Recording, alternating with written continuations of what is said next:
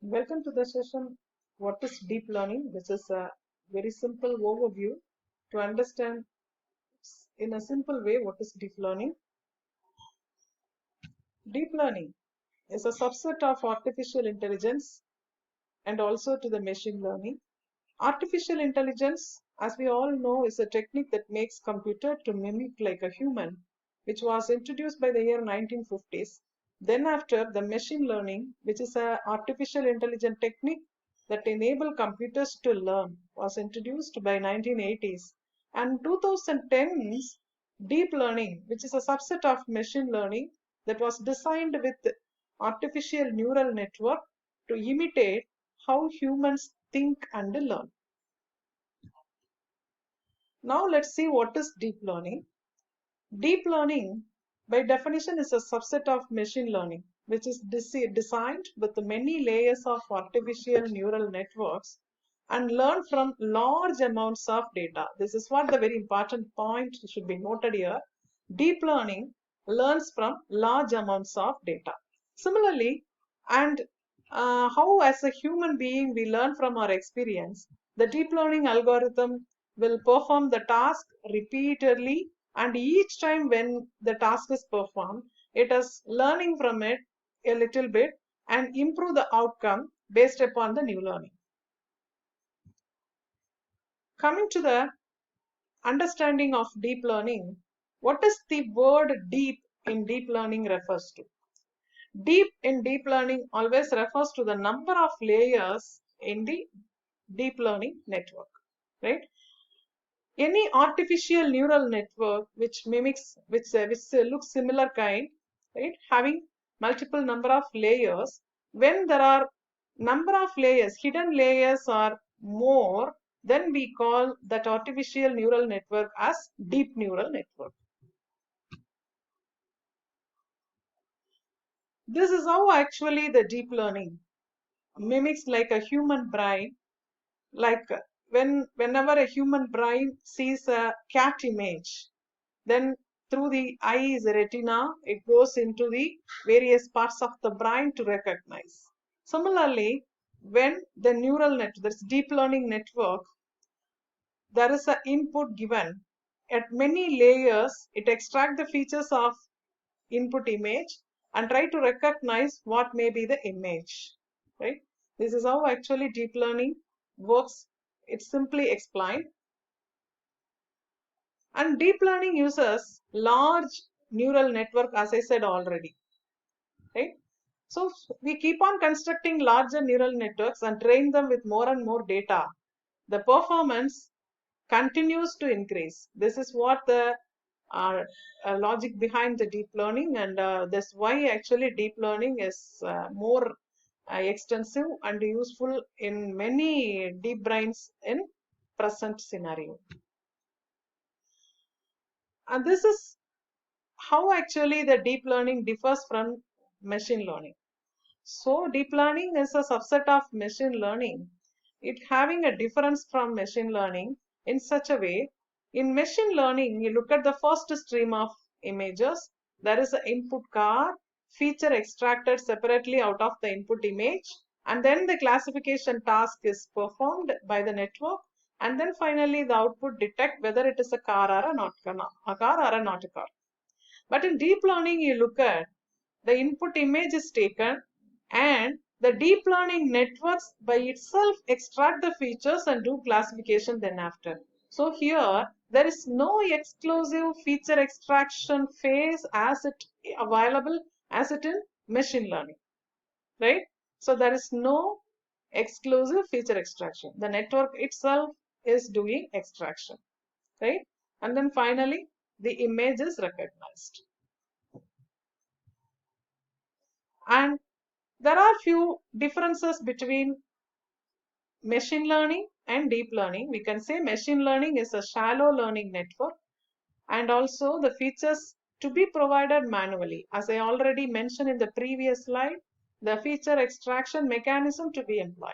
Whereas in deep learning, automatically the features are discovered, but unlike machine learning, deep learning needs high-end machines like GPU, and also it needs big data for good accuracy.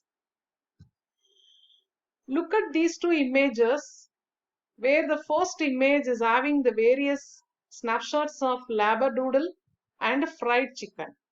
The second image is consisting of a barn owl and apple images. There are so many snapshots, so many frames we can able to, is very confusing for us to identify whether it is a labradoodle or fried chicken, similarly barn owl or apple, right? For example, if you look at here, this is the fried chicken, but it seems to be a labradoodle, right? This is a labradoodle, but seems to be very similar to the fried chicken. This is where actually the challenge behind in any kind of networks, learning networks, right? So how do this kind of challenges are overcome in deep learning? By more data, more accuracy. When there are data is more, we can expect more accuracy. And this is actually the performance versus data. As I already mentioned, the deep learning networks require more data. If the data keep on increasing, let's see how the various traditional networks behavior as well the deep learning network. The red line indicates the behavior of or performance of machine learning models. Where the data is very low, the performance seems to be high, but when keep on increasing the data, the performance saturated and in a flatter line. Whereas in neural network, when the data is very less, the performance is very poor. But on certain amount of data, the performance start getting improved, and but later on, the performance is going to be saturated, right? And whereas in deep learning, you note down the blue color line, when initially when there is low data, performance will be very poor. But when you keep on increasing the size of the data, you can expect more and more performance than the traditional method. And since deep learning is a subset of artificial intelligence, machine learning and all, there were techniques introduced in past papers. You can see the deep learning concept. But what is the reason behind the deep learning bang after 2012? The recent days we can able to see the many students are doing project on deep learning, right? So what actually the reason behind, right? There are three reasons. One is the hardware, another one is the data, then is the availability of frameworks and tools. The hardware, in the sense, we need to have, when we have a strong background of GPUs availability and parallel computing enrichment, then the deep learning start feasible. And the data big, we now having big data techniques, handling big data in a very good way. So the availability of big data sets availability is another reason. And then nowadays there are so many frameworks, TensorFlow, Keras, and you would have heard about many frameworks, Theano, like for deep learning, which are capable of developing deep learning applications. So this is another reason why actually the deep learning bank software, that is nowadays it's very popular. For deep learning, we need to concentrate on four things. One is data, another is environment, then is technique and tools. Coming to data, the data are of very different kinds. Image data, text data, audio or video, whatever, right? We can able to take up any data set, large data set. And the environment what we may need is either, for example, an Agonda framework for desktop applications and Google Colab for cloud environment. This is a cloud environment where the power of GPU is enabled. And the technique, if you see, these are all popular techniques: deep neural networks, convolutional neural networks, CNN, recurrent neural networks, RNN, generative adversarial networks, GAN, and encoder-decoder networks. Right? Coming to the tools, there are two things: languages and libraries. The popular language used for deep learning are only two. One is Python and another is R2. Depends upon the nature of our application, we may make use of any of the languages. And also we have too many libraries, as we already mentioned: TensorFlow, Keras, NLTK, CV computer vision library, and there are so many things, right? So these are all the minimum requirement. We need data, we need environment, we need technique, we need tools. This is all what are the preliminary requirement for a deep learning. And this is some mind map, the data, the deep learning frameworks and the tools, right? The highlighted are frameworks, TensorFlow, CNTK, MXNet, C++, and all are frameworks. And others are tools like, and some languages is given here. Python is capable of doing deep learning programs, even a C++, Java also, R, okay? There are so many C#, everything. And some popular tools are also there, Keras, PyTorch, Theano, Caffe, and Scala, Perl, everything. But every tool is having its own application, its own merits and demerits, right? For example, if you want to perform any language processing, then there is NLTK tool is there, right? If you want to perform any image processing kind of deep learning, it's got better to go behind a Keras TensorFlow combination. Okay, such a way, it's a very big study. We need to first analyze and understand which tool or framework is suitable for your own application. So here the comparison between R and Python choice is given here, depends upon the need. For example, R is good for statistical modeling. Python is good for any kind of data science and embedded programs. And R is having easy to use packages. Also the Python integration part is Python is very good, right? And IDE environment, R is having its own IDE, Python is having that one, right? And the database handling capacity, if we see, both are able to handle, right? But seems to be Python is good, right? So depends upon the nature. If you are performing your project on statistical modeling or data analytics, I go behind R. Otherwise, Python is better. And these are the popular deep learning open source tools: Keras, Theano, PyTorch, MaxNet, Caffe, NLTK, Paddle, TensorFlow backend. Okay, these and all. Just for an information, I have given this. And this is a comparative chart which gives you more information about, for example, OpenCV is good for computer vision programs. CNTK, it's a deep learning toolkit by Microsoft, introduced by Microsoft. And everything is given. NLTK is good for language modeling. And if it is a multidimensional arrays of operations there, then Theano and TensorFlow is good, right? So such a kind of information is given in this table for your reference. And how deep learning works, I'm giving you here a very simple example. This is when you give a training data, you will be given a data for training. The model get trained. So this is the model where the input images are given one by one. The model get trained with the corresponding weights and some other hyperparameters.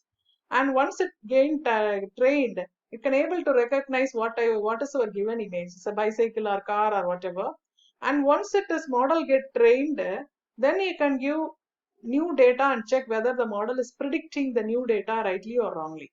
So this is how actually the basic working principle of deep learning networks, right? So here we have taken up the image. For this is a classification problem. So we have taken the image and classify what type of image it is. There could be a video, or it could be a sound, or audio, or it could be a simple text data. You can perform many other applications like sentiment analysis, or pattern recognitions, or something else, sequential modeling, right? Language modeling, language translation, any kind of applications is possible in deep learning. I am here given one simple example for image classification to understand how actually the deep learning works. So from this, what we have to understand is there are two phases. One is the training phase, where we need to have more amount of data samples to train the network to rightly identify what is the given input.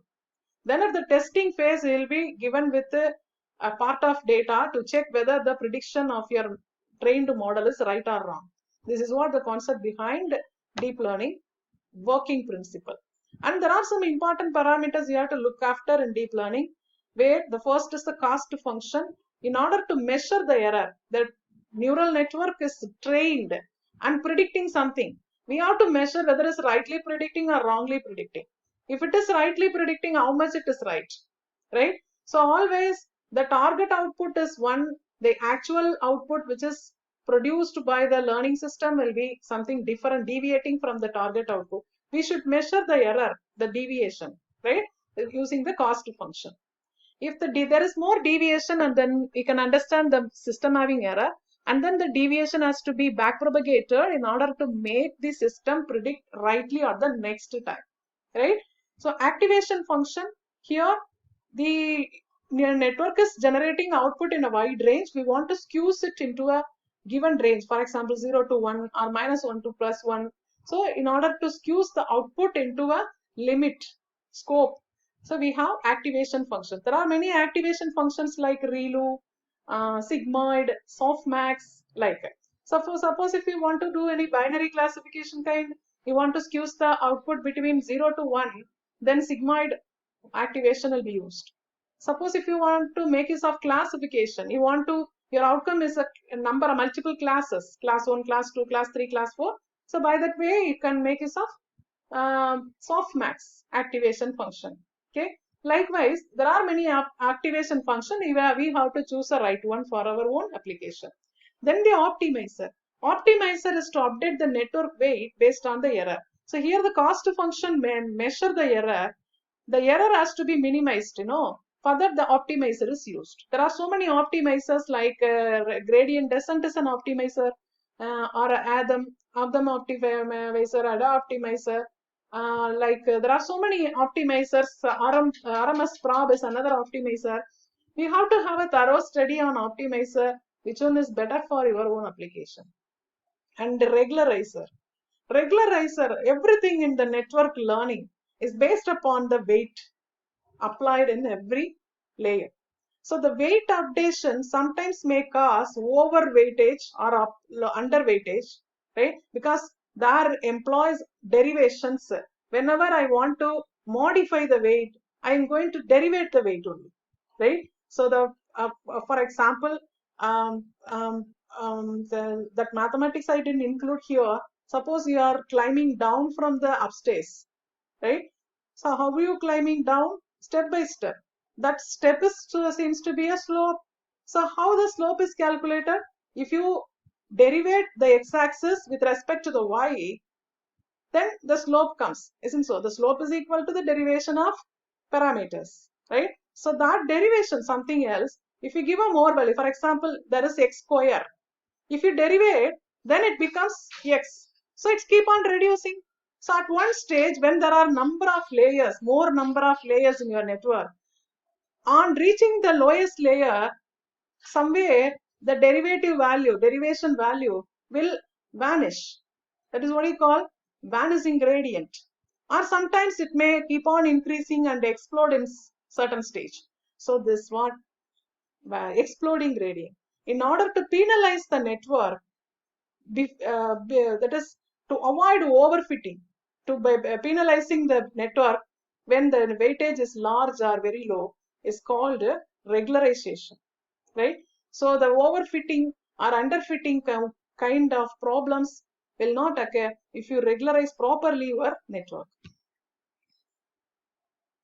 And then minimal requirement in order to set up your system with the deep learning functionalities. You must ensure that you have an environment, Anaconda kind of environment, and with the TensorFlow backend, either, and then the tool may be the Keras, and we need to have a front end. So that for typing the notepad you want, no? So for that, Jupyter or Spider is better. Jupyter is more user friendly, right? So these are the 4 things is minimal requirement in order to set up a deep learning environment on your own, right? And you make sure that the CPU capacity of your laptop, maybe or desktop, maybe Intel Core i5 or more, right? And RAM RAM may be at least 8 GB. 16 GB or higher is recommended for deep learning applications. And graphical processor unit, if you have it, is well and good in order to perform deep learning applications. In any ANN implementations, there won't be a problem. But if you start up implementing CNN or RNN in your own laptop with the CPU capacity, may not be sufficient. It takes hours of time together even to execute a few iterations. So the GPU, if you have NVIDIA GTX or higher, GTX 960 or higher is recommended. And operating system side, either Ubuntu or Microsoft Windows 10 is essential. And suppose, don't worry, if you don't have GPU, the cloud GPUs are available. You can make use of the service. So there are so many cloud GPUs nowadays are popular, like Google Cloud, that is Collab, Google Collab, and then AWS and Crystal, and there are so many Microsoft Powered AI. There are so many Google Clouds are available, that the service you can make use of, right? And get ready with the data. So, okay, you know what is deep learning and its application, and the necessary environment is set up in your own home station.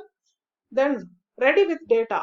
As you know, all of us know, deep learning requires huge amount of data. Then there are some tips here. Use public data set if possible.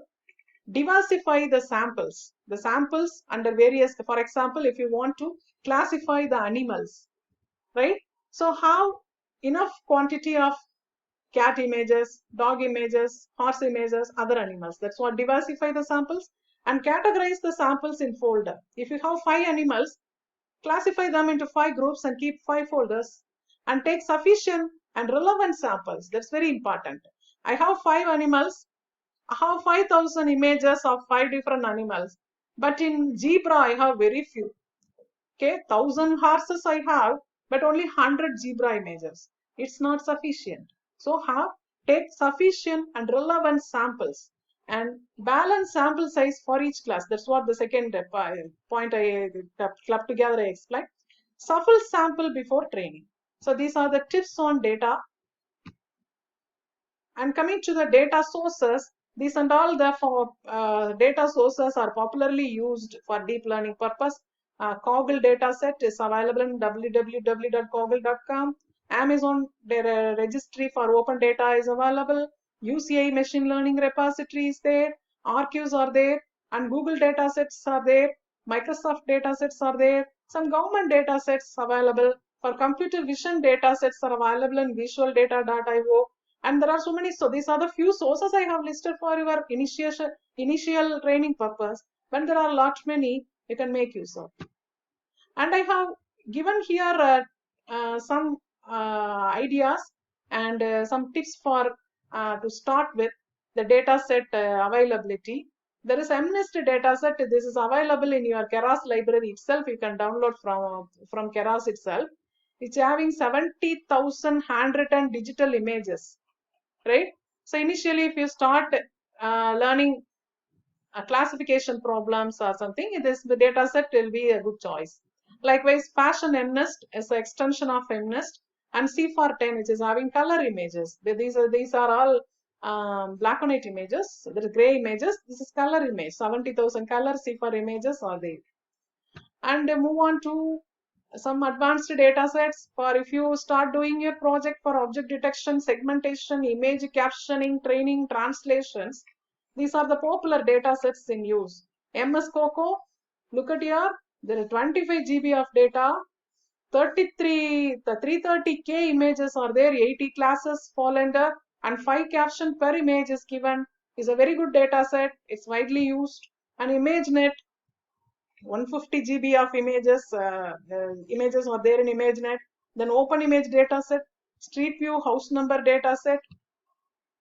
Then if you want to do some text analytics, text class, sentiment classification and translation, natural languages or something else, there are IMDb reviews. This is a movie review database, 80 MB is there, 20 news groups, Sentiment 140, machine translation of various languages. If you want to do machine translation, then this database is a better choice, right? And language processing, if you start doing language processing, Wikipedia corpus is there, WordNet, help, machine translation of various languages, as I already introduced in the previous slide itself, right? Right. So these are the few data sets available, right? So with this overview, I'm finishing this lecture. Thank you for your patient listening.